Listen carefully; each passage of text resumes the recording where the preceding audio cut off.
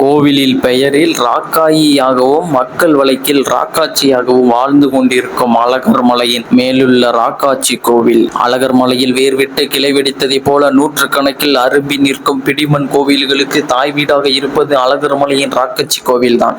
பிடிமண் கதைகள் கால சுழற்சியில் கரைந்து விடக்கூடாது என்பதற்காக விழா எடுக்க வேரினை தேடி சென்று ராக்காயி தீர்த்தத்தை வாங்கி வருவதை கட்டாயமாக்கி வைத்துள்ளார்கள். என்றோ ஒரு நாளில் அந்த மலையில் இருந்தோ அந்த மலையின் வீச்சிற்கு உட்பட்ட எல்லையில் இருந்தோ தான் இடம்பெயர்ந்தோம் என்பதன் வரலாற்று நினைவாக வழிபாட்டின் வழியில் ராக்காட்சி நிலைத்து விட்டாள். ராக்காயி அழகர் மலை. அம்மலையை ராக்காயி மலை என்னும் உரைக்க சொல்லி மகிழ வேண்டும் என்பது என் நெடுநாள் ஆசை. மதுரை என்ற பெரும் படும்படி மத்திரை என்னும் சொல் அழகர் மலை கிடாரிப்பட்டி சமண குகையில் 2000 ஆண்டு முன்பே வெட்டப்பட்டுள்ளது. அழகர் மலை பற்றிய ஆன்மீக செய்திகள் அதிகம் பேசப்பட்டுள்ளது. அழகர் மலை ஒரு பௌத்த தலம், சமண தலம், வைணவ தலம் என சொல்லப்பட்டு விட்டது. இந்த மலையை அதன் மக்களின் நாட்டார் தெய்வ அடையாளத்தோடு ராக்காயி அம்மன் மலை என குறிப்பிட விரும்புகிறேன்.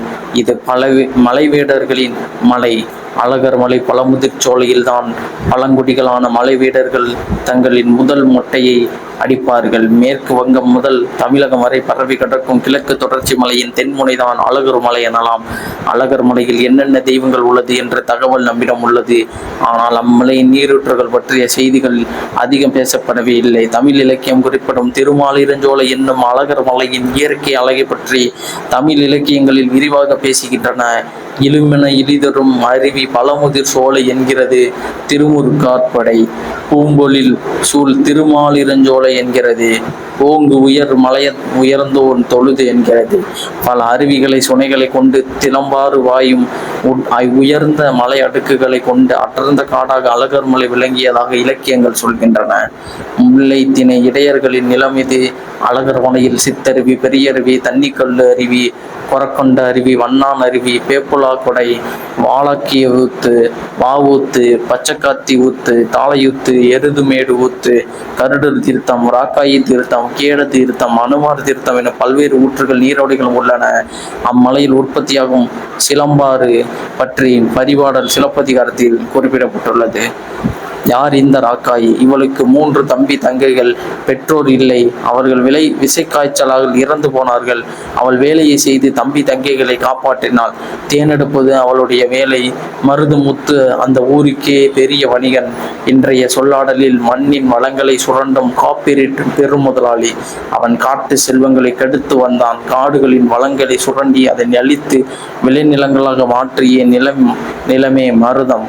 அங்கு இருந்த பழங்குடிகளை வேட்டையாடியும் அடிமைப்படுத்தியும் உருவாக்கப்பட்ட வணிக நிலமே ராக்காட்சி. அங்கு வந்து போவது அவனின் வணிகத்திற்கு இடையூறாக இருந்தது. ராக்காட்சி இன்று மாவோயிஸ்ட் என சொல்லி வேட்டையாடப்படும் பழங்குடியினர் போல் அவளை அசிங்கப்படுத்த எண்ணி அவளை நெருங்கிய போது அவனை காலால் உதைத்தாள் ராக்காட்சி. ஒரு நாள் அவள் தேனெடுக்க ஏறிய ஊனார் கொடியை அறுத்து விட்டான். அவள் கீழே விழுந்து உயிரை விட்டாள். மக்கள் அவளை தெய்வமாக வண்ணி வழிபட்டனர். மருதுமுத்துவுக்கு கைகால் செயலிழந்து போனது. தமிழில் ராக்காட்சி என்னும் சொல் வடமொழி ராட்சசி என்ற சொல்லின் மறுவுச்சொல். ராட்சசர் என்னும் புராணங்களின் பூர்வ குடிமக்களை அசுரர்கள் போலவே ஆரியர்கள் புனைந்து உள்ளனர். ஆண்பாலில் ராட்சசன் என்றும் பெண்பாலில் ராட்சசி என குறிப்பிடப்படுகிறது. ராட்சசி ஓர் அணங்கு பேய். ராக்காட்சி அணுங்கு போல் வழிபாடுகளை சங்க இலக்கியங்களில் காணலாம். ராக்காட்சி என்னும் சொல்